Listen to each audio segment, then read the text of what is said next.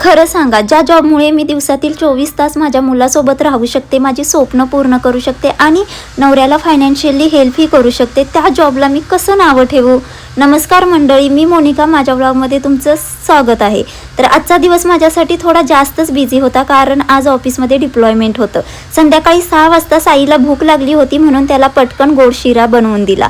आज डिप्लॉयमेंटचं काम संध्याकाळी 7 वाजताच चालू झालं होतं, त्यामुळे माझं ऑफिसचं काम चांगलंच लेटपर्यंत चालणार होतं. शेवटी रात्री 10:15ला मी कसंबसं लॉगआउट केलं.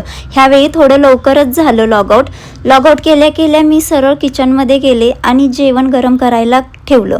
आज डिप्लॉयमेंटमुळे रात्री किती वेळ होईल हे सांगता येत नव्हतं, कारण कधी तर रात्रीचे 1-2 सुद्धा वाजतात.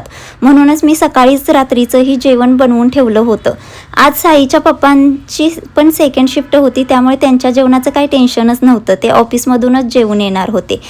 त्यानंतर मी आणि साईने जेवण केलं आणि सगळ्यात आधी मी साईला झोपवून घेतलं. तो झोपल्यावर जेव्हा मी किचनमध्ये आले, तेव्हा बाप रे, सगळा पसारा असा काही पडला होता ना, की म्हटलं आवरल्याशिवाय काही पर्यायच नाही.